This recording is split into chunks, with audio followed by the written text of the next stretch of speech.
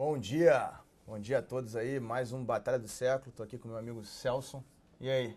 Isso aí, bom dia. Acabou agosto, mês do desgosto, mas setembro já começa mal, né? Exatamente, como é que tá aí, tudo tranquilo, calma, Não, nem um pouco. Economia bombando, Bombando pra baixo, cenário né? político Calmo, relaxado. calmíssimo. Cara, tu viu as bombas, né?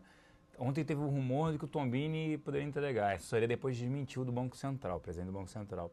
Aí hoje, de novo, ó, se eu perder o status de ministério, Banco Central, posso entregar o cargo. Mas assim, mas o que significa exatamente perder o status de ministério? Era do tipo, vamos cortar ministérios. Olha que absurdo, 10. O que ela faz? O Banco Central não é mais ministério.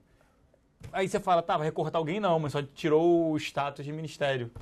Ah, cara, também é ridículo, né? Não dá pra aguentar. É só mais pra pressionar mesmo. E estão falando do Levi também, voltaram com esse papo, olha, tá difícil pra ele. É, porque realmente, Barbosa, tudo que ele se propõe a fazer, não consegue fazer nada. Se fosse ele, eu mesmo botava o cargo à disposição. Vira a rainha da Inglaterra, né? Porque, tenta, cara, mas se indispõe. Exatamente, ele falou, ó, não vamos estimular com dinheiro de banco público, sai o negócio contra ele. Isso. Aí, porra, não sei o que, tem que entregar superávit. Aí ele fala, foi ele que falou da CPMF, não foi? Foi. Aí, quer dizer, ele até concordava, ele falou, cara, tem que ter uma maneira. Se ninguém quer cortar o gasto. Vamos pro CPMF. Aí, CPMF, não vai vir, tudo mais. Então, quer dizer, tá bastante ele não consegue fazer nada, porque aí também, né, não adianta ter o cara lá só porque é amigo das agências de risco, né? Também não vejo esse cenário, mas esse cenário... Aí piora lá fora, né? China piorando, espia mais, ainda piores. Que é engraçado, né? Esse novo programa do PMDB, ele vem aí, parece que vem martelando. Tá de olho mesmo, né? No poder. Tá, e vem martelando aí. O Temer é um cara, você viu? O Temer não aparece. O nome do Temer é limpinho, né? Por enquanto cara, nada. Tranquilão. Isso aí.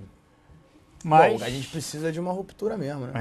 Mas é que tem aquela discussão. Eu estava tendo uma discussão com alguns até investidores, né? A gente sempre acha o impeachment foi mais afastado, é aquilo que a gente discutia, a probabilidade ainda baixa, tudo isso.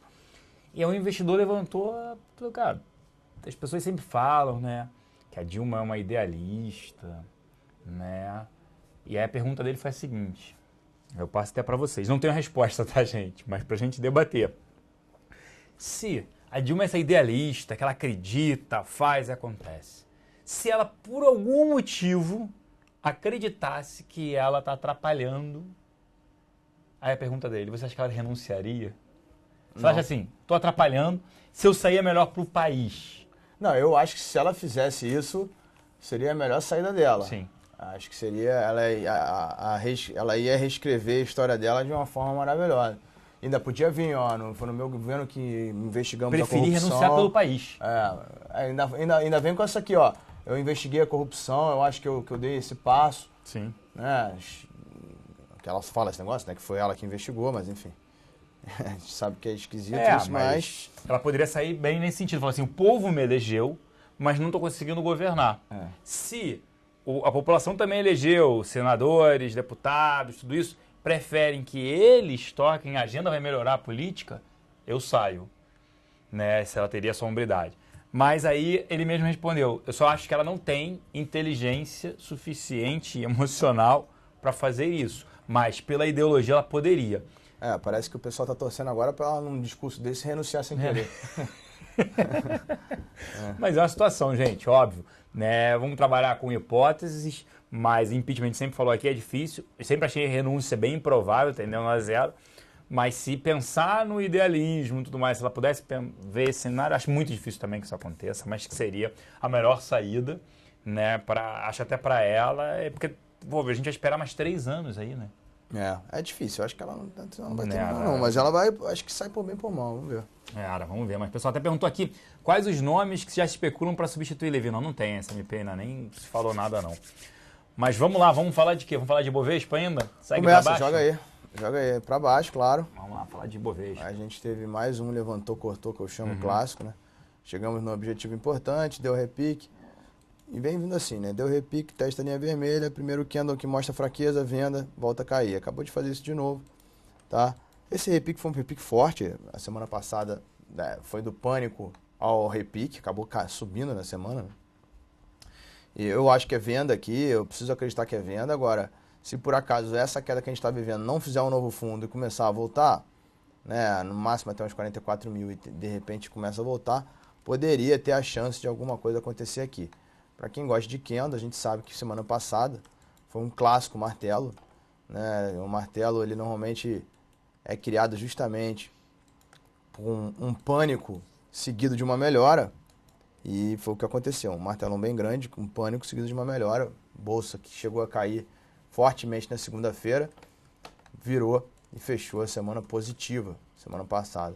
Mas a gente tem que acreditar que na primeira alta é venda, e só se fizer um fundo maior do que o anterior que a gente pode ter acreditar em alguma possibilidade aí de melhora.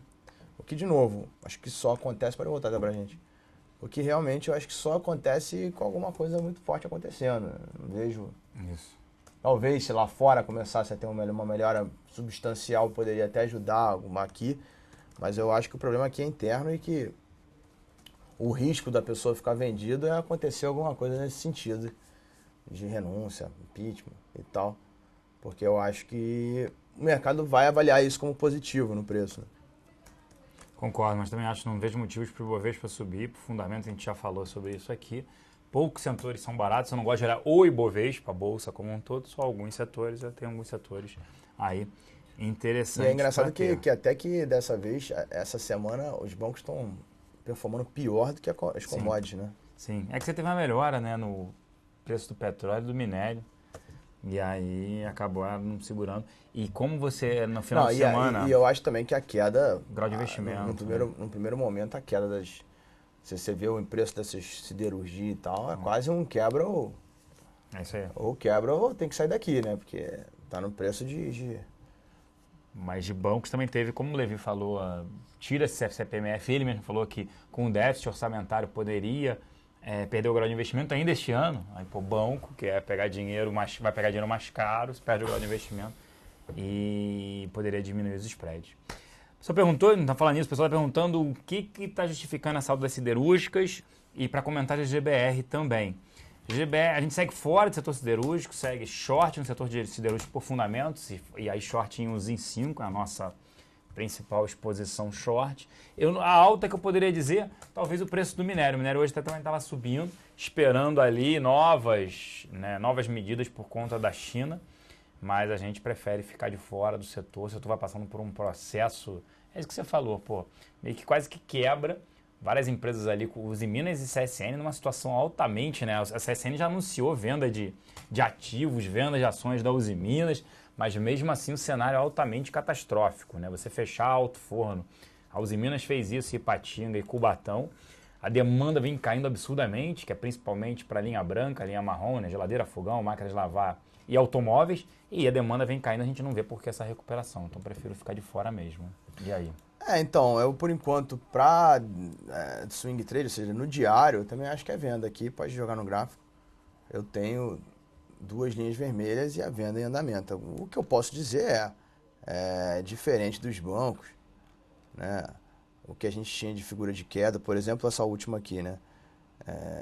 Essa onda 3 aqui, onda 1, 2, 3. Perdeu o fundo. Olha que já caiu, né? A gente está dizendo que a venda foi declarada em 9,20.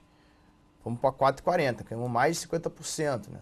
Então, é óbvio que chega uma hora que tem algum preço que, senão, quebrou. Então, acho que esse é um dos primeiros motivos de justificativa. Eu acho que ainda é venda, inclusive ainda está abaixo da linha vermelha, tem até um stop cut se você vender no diário. Agora, se eu for para o intraday, eu consigo achar compra. Eu acho que o papel tem possibilidade para o day trader de pensar na compra. Ele tem um gráfico aqui até razoável para cima, razoável para bom aqui para cima. Mas acho que é repique. No diário eu preciso para eu começar a acreditar em compra de diário aqui, eu preciso que suba muito mais para depois eu avaliar um zigue-zague positivo e aí sim poder subir. Boa. E aí o Luciano fez uma pergunta ontem, acho que foi no fechamento do mercado, eu até respondi, Luciano, mas volta aqui a responder o que tem a ver o oxiteno com a Ultrapar. O oxiteno é o braço de óxido de eteno, né, petroquímico, faz glicóis, a parte de principalmente glicóis. O que é feito para glicóis? É óleo para automóveis, né, lubrificante, né, aí tem parte que vai para pãozinho, para fibra, para muitas coisas. tá? E ela é controlada pela Ultrapar, né? Mas hoje em dia é um braço muito pequeno. A Ultrapar tem os postos Ipiranga, a Ultrafarma, né? Extra Farma, eu acho que é a rede de farmácia que ela comprou, rede MPM nos postos de gasolina. Tem também a Ultracar, que é responsável pela logística e armazenamento, e também a Ultragás, que é o envasamento ali de gás, né? Seja de botijão ou de vasilhames grandes. Tá? A Ultrapar é uma boa empresa. Celso Engós, Sula 11 volta a romper o pico histórico? Se sim, quando isso aconteceria? Sula 11 está nas nossas carteiras. O Góes mesmo lembrou, foi o primeiro a falar de Sula 11. E aí, por fundamento também, a gente começou a olhar, começou a achar atrativo também. E está nas nossas carteiras, a gente gosta, acha que vale a pena ter, porque é extremamente descontado em relação às outras seguradoras, como EB Seguridade e Porto Seguro. Ainda acho que a compra, eu tive já algumas entradas desde a primeira que a gente deu aqui, em meio de junho, aliás, final de junho, dia 24 de junho. Teve outras entradas, e aí joga aqui no gráfico, você vê que ainda é compra, ainda tem linhas verdes, tendência de alta, etc. Eu vejo uma nova compra aqui.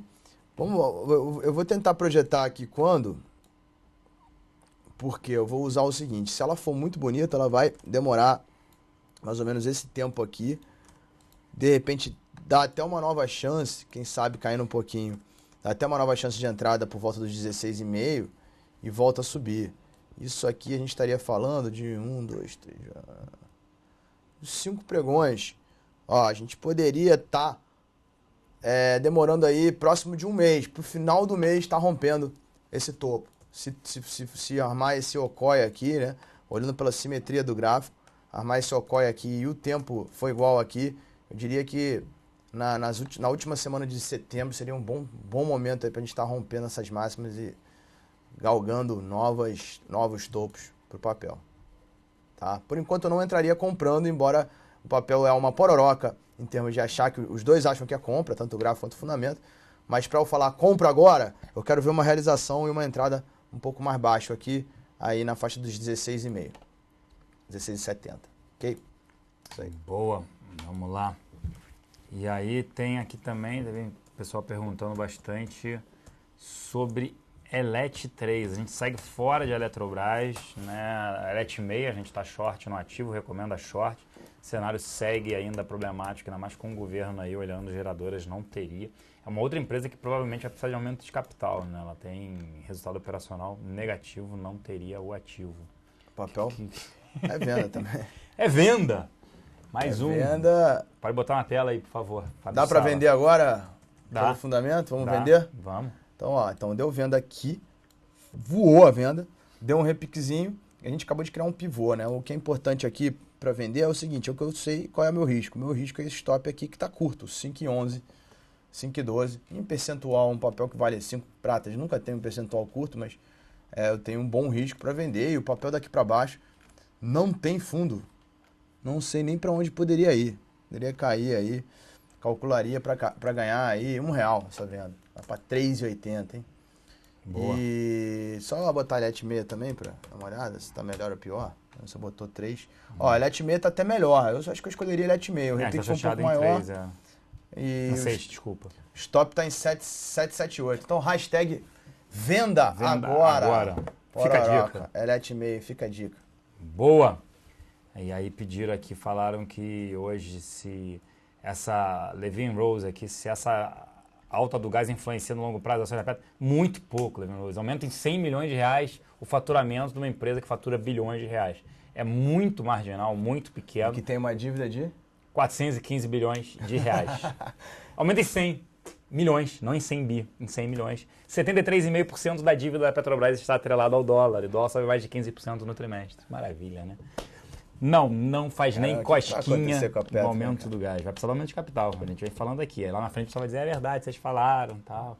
Ah, mas demorou 3 anos. Aí, tipo assim, nego vai jogar, a cotação vai cair muito mais, então. Com certeza. Então, daqui a pouco vai ter que fazer split, botar lá mais cara de novo. Brincadeira. Mas vamos lá. O Lula entrou aqui e pediu para analisar Ibovespa, Cielo e dólar. Ibovespa, não vejo motivo por que comprar Ibovespa ainda pode corrigir para baixo, dado o cenário político, econômico brasileiro e lá fora também. Ainda somos, apesar de o setor financeiro ser 30% e vem sofrendo, né, ainda somos dependentes ainda de commodities, isso aí também vem afetando o cenário político, econômico e tal. Cielo eu gosto, Cielo não para de cair, tá? R$ 44,00, está 37. Não para de cair até é aquilo que a gente discutiu, né? Bancos cada dia mais barato. Pô, vocês falam para comprar bancos por fundamentos, mas banco não para de cair. Sim, é aquilo que a gente já discutiu. O técnico de bancos e de alguns ativos como o Cielo, dentre outros, o cara tem que reduzir posição ao Brasil, está comprado em bancos, está comprado em Cielo, ativos bons, não interessa, ele vai vender. Eu gosto, acho que no médio e longo prazo é bom ter Cielo, mas é difícil não ver sofrendo também como bancos. Então, esse é o cenário. Aí você fala de todos, depois Cielo e dólar. Tá. E dólar, acho que é para cima. Eu, particularmente, já venho falando de dar uma acomodada, porque não pode subir ad eterno sem parar. Mas. Já deu uma acomodada algumas vezes. Mas, pô, vou mostrar aqui. Deveria dar uma acomodada, né, dar uma respirada, parar até poder cair um pouquinho, só que só tem notícia negativa lá fora. Aí ajuda nesse sentido. E aqui, nada, é muita incerteza. Incerteza, o pessoal sai de ações e busca um cenário do dólar. Acho que o dólar no médio prazo é de alta, no curto ele deveria se acomodar até só cair um pouquinho por fundamento. Mas o dólar alto veio para ficar e ponto. Bom, vamos lá. Ibovespa a gente já comentou, também acho que tem que estar vendido. Tem que só estar esperto se acontecer de fazer um fundo mais alto. Acho difícil. E aí eu jogo o fundamento junto aqui, como a gente está escutando.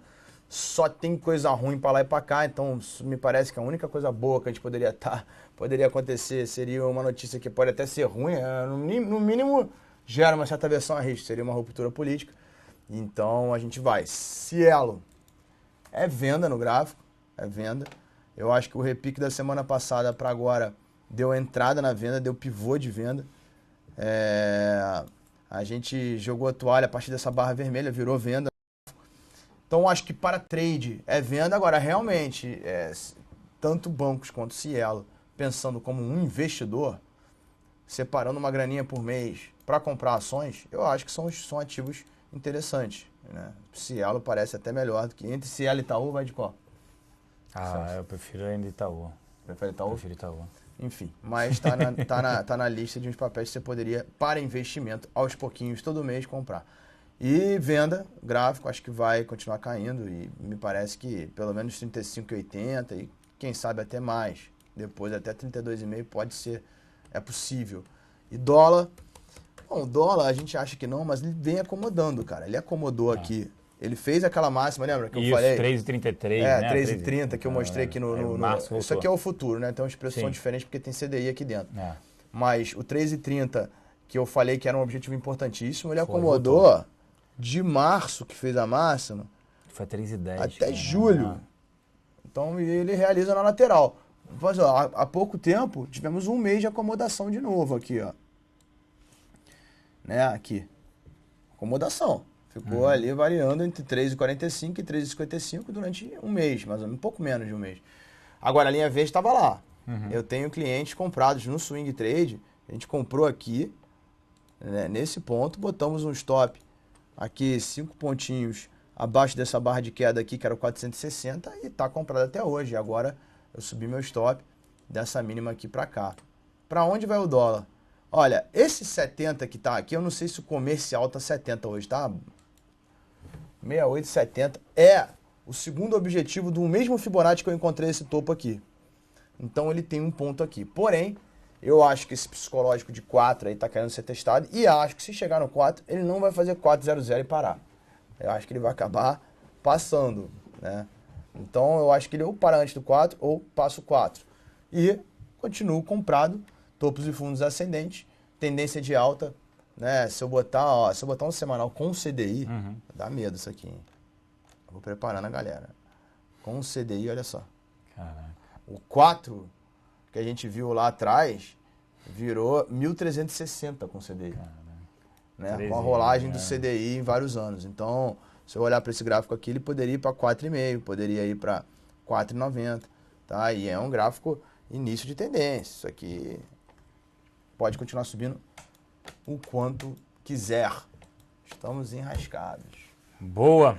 Vamos lá, pessoal perguntando de CEMIG. Não teria o ativo CEMIG 4, muito por conta ali, né? Ela perdendo as 3, representa 40% da geração de energia dela. que é Miranda, São Simão e Jaguara. E isso, obviamente, afeta as suas receitas, né? O STJ ela já perdeu na STJ, ela vai tentar subir isso para a STF, mas já enxerga isso como negativo para a companhia, fora que é uma estatal, né? Então a gente tem sempre o receio de ter uma estatal, né? Qual o papel? CEMIG. CEMIG 4, a gente prefere ficar de fora. Não recomendo o ativo, não acho que talvez dê para vender, mas também não é para comprar o ativo. Pô, vou te falar, a venda.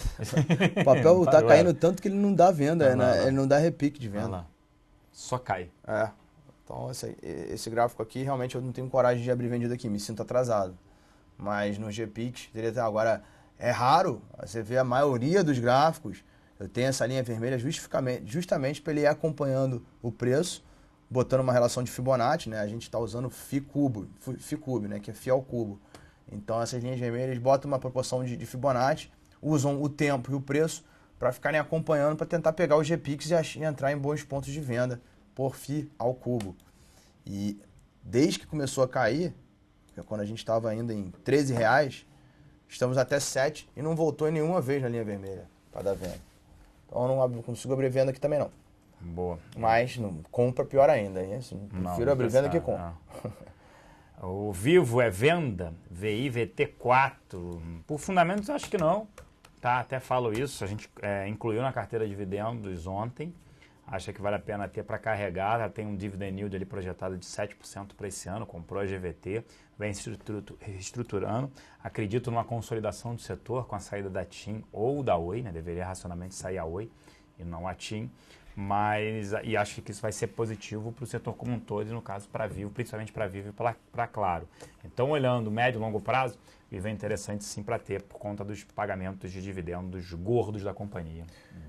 Eu até respeito essa opinião aí, porque primeiro porque é complicado o setor de telefonia para fazer trade, que é cheio de compra empresa daqui, dali e tal, isso aqui. E, enfim... então, voltando para o gráfico. Procurando problemas para não vender, eu acho que isso aqui realmente tem muito suporte visual aqui, tá vendo?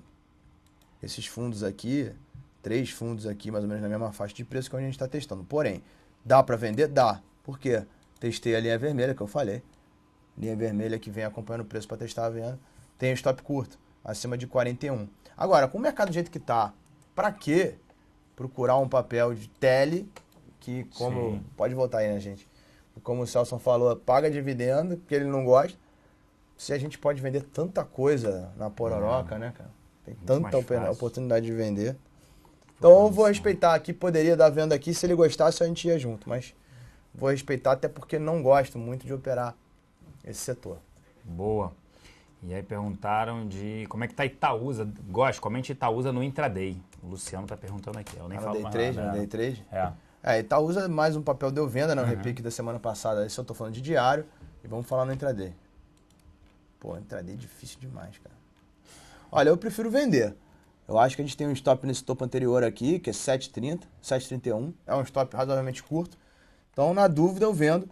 Tá, agora... eu não gostei muito desse movimento de pullback. Ele fez agora um zigue-zague para cima. Ele foi na linha vermelha, deu venda, veio a favor. Deu até para apertar o stop aqui pro 7. Mas é 7,30. Então, esse zigue-zague aqui dá uma incomodada aí no day trade, mas ainda prefiro estar vendido com stop no 31. Talvez eu não entraria na segunda vez que está agora, entraria na primeira, estaria já vendido. A pessoa perguntando qual o motivo da queda acentuada de Par Corretora ontem. Daniel, não vi, a gente até nem analisa aí o ativo. Não conheço esse ativo. É novo, né? A Par Corretora, que é da Caixa Econômica. Abertura de capital não tem muito tempo, então a gente não acaba não olhando o fundamento. E você até botar no gráfico, mas tem pouco tempo. Não, mas aí também não tem gráfico. Não tem. Pior ainda. Tem 2 meses, acho 3 meses. Aí acho que é só para o fundamento mesmo. É difícil falar sobre ela. O SMP está perguntando, Góes, fora Fibra e Suzano, que estaria em tendência de alta agora? Boa pergunta da SMP. Cara, eu acho que o último papel que eu me lembre, não sei se está resistindo, é a tal da BIF3. Que isso, Minerva? BIF3 estava em tendência de alta até a última vez que eu olhei para ele. Continua, BIF3 está em tendência de alta, ainda acho boa a compra.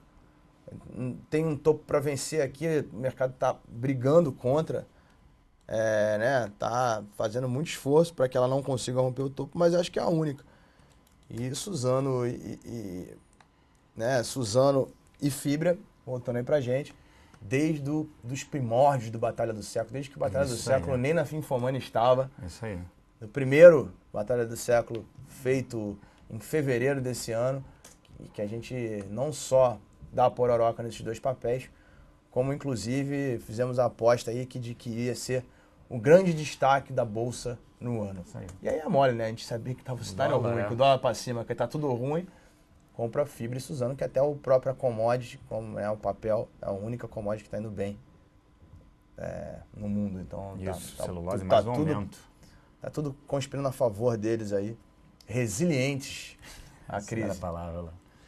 Palavra do momento, né? Isso aí, mas Suzano e fibra é comprar dólar, né, e celulose. E tem que mais, estar sempre de olho, né? Não é ativo para comprar para os netos, a gente fala isso aqui. Tem que estar sempre de olho, porque é commodity. Commodity olha o preço, né, de minério, de petróleo, um ano para trás para agora. Ela conseguiu, inclusive, se você botar do início do ano mesmo, ela inclusive bota a valorização do dólar no bolso. Sim. Ela sobe 60%, sei lá, ou mais até. 60%. Né? Vamos lá. Maria está perguntando, vale uma venda em ELPL4? Tem até ativo que subiu bem, né, por conta de aumento das bandeiras tarifárias, de distribuição de energia em São Paulo.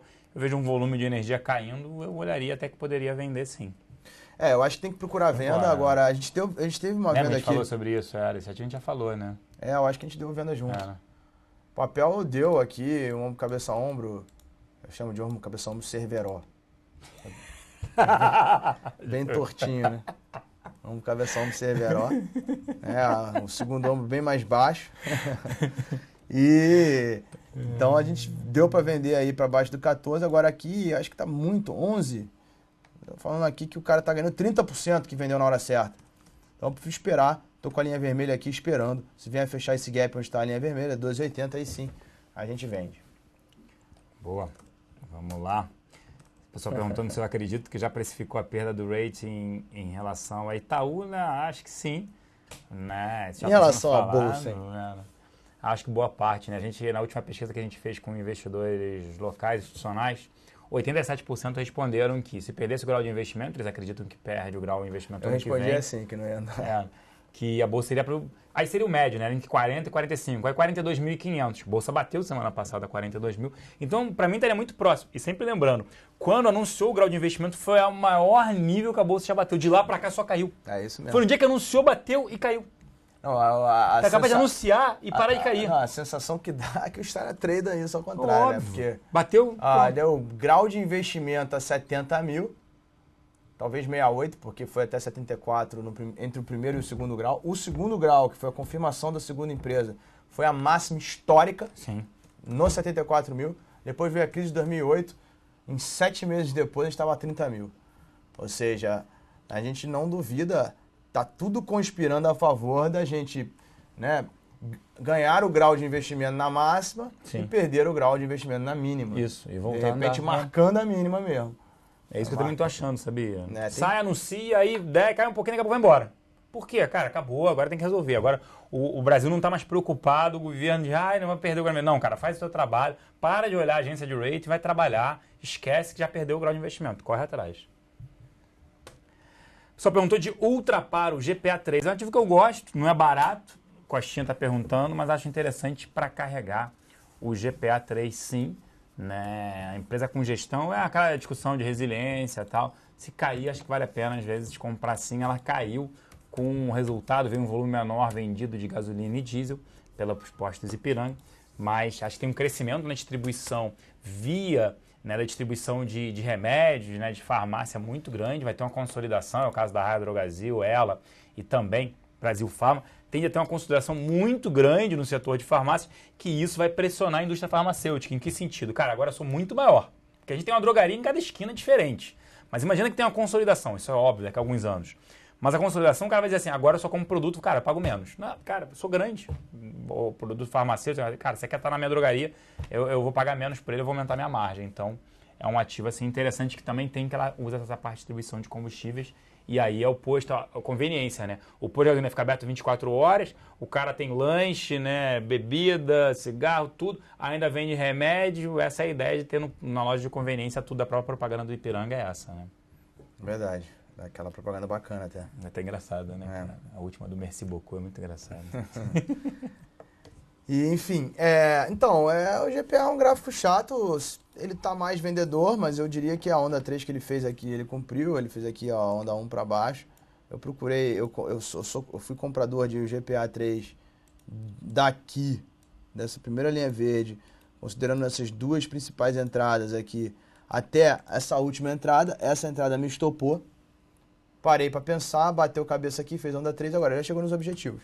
Não tenho mais linha vermelha, tem coisa melhor para vender aí, mas por gráfico ainda não é para comprar, prefiro esperar ela configurar aqui. Semanal ainda até pode continuar na tendência de alta, você pode perceber que esses topos anteriores aqui seguraram o papel na volta. Então, no semanal a gente continua, rompeu esse topo, voltou e sentiu como suporte, parecido com a Ambev até. Então, É bem parecida nesse sentido.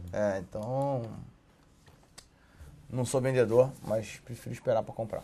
Boa. Só perguntou de Banco do Brasil e Raia Drogasil. Banco do Brasil, a gente até falou aqui de venda em Banco do Brasil, não Valeu, foi? estamos vendidos. Banco do Brasil a gente falou de venda, que eu falei Pororoca, não, hashtag vende agora, por aí vai. Não, acho que não tem que ter interferência governamental. O governo ainda vê assim, tem que dar crédito para a montadora, Caixa Econômica e Banco do Brasil. Impressionante, quando a gente acha que não pode piorar, eles vão lá e pioram. Acho que dá para continuar vendendo em Banco do Brasil, sim. Também acho. Esse é um papel que tem dos bancos, com certeza. É o papel mais bonito para cair dos bancos, porque isso aqui tudo é um ombro, cabeça a ombro.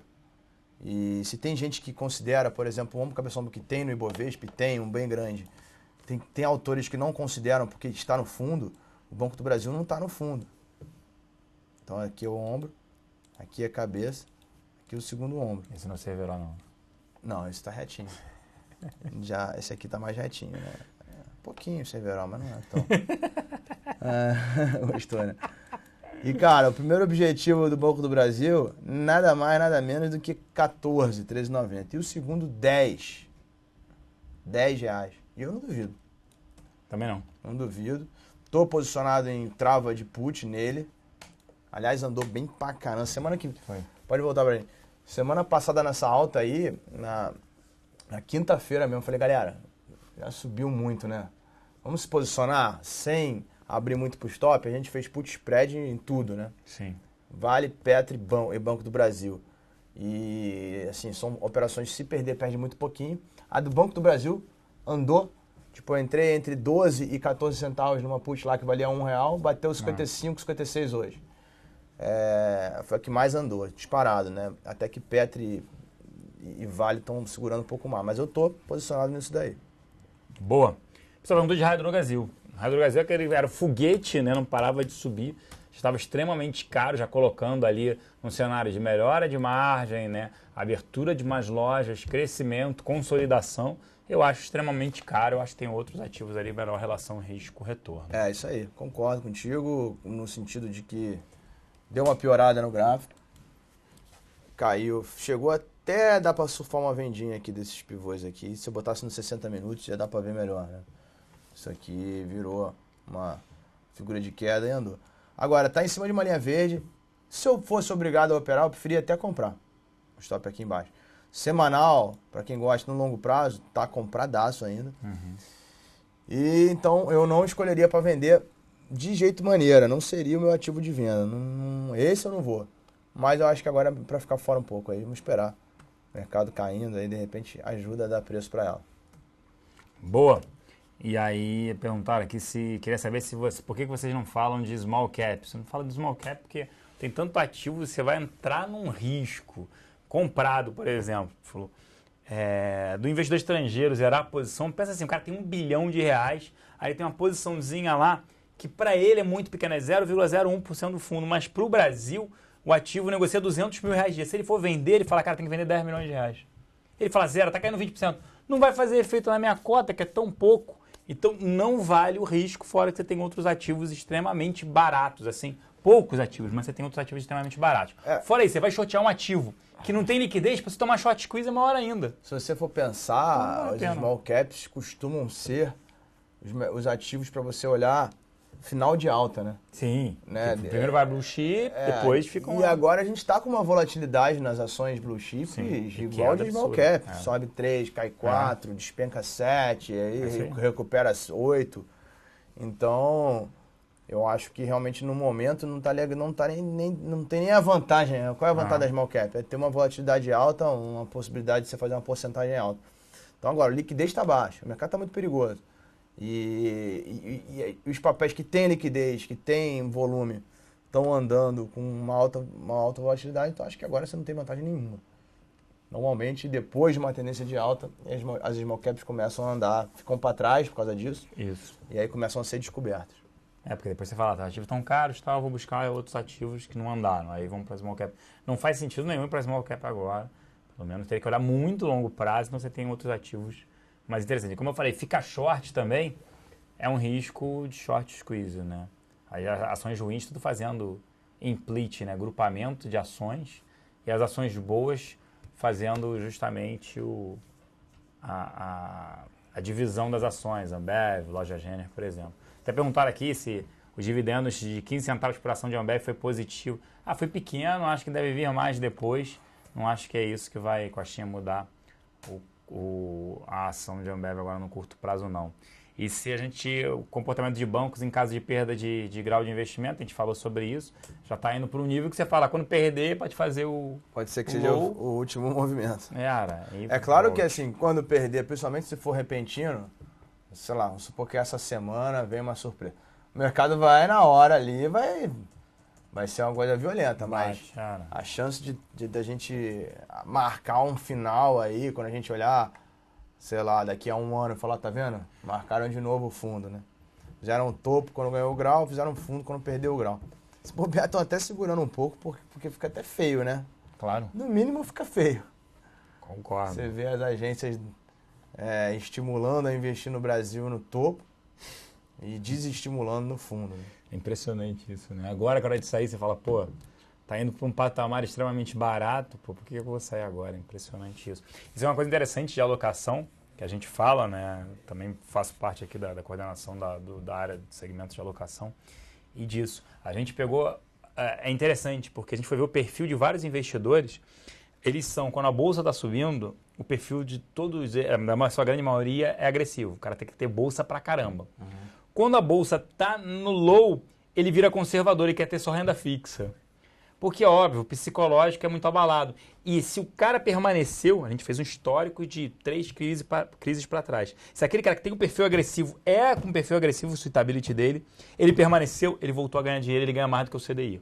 Mas se aquele cara ele saiu, depois que quis voltar, ele só perde. Aí é muito difícil. Porque ele entrou, aí a bolsa ele entrou quase que no high.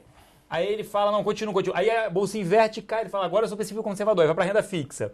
Bolsa começa a recuperar. Isso aí reflete também psicologia de mercado, que é até tem um prospect theory. Uhum. Já ouviu falar? Já. Né? Que a dor da perda é 2 vezes maior do que o prazer do ganho, e o investidor tende a ser corajoso perdendo e tende a ser medroso ganhando. Então, é isso aí. Esse cenário afeta, né? Não tem como, né? A psicologia do ser humano é contra a matemática de ser vencedor no mercado. Né? É isso aí. Ele é afetado, não adianta. Aquele famoso... Né? Todo mundo fala de bolsa que é para ter, é hora de sair. Quando todo mundo fala, agora eu vou vender, acabou. Né? Que é um dos únicos sinais positivos da bolsa no momento, isso. né? Que ninguém quer. Ninguém quer. É uma unanimidade. É a unanimidade que...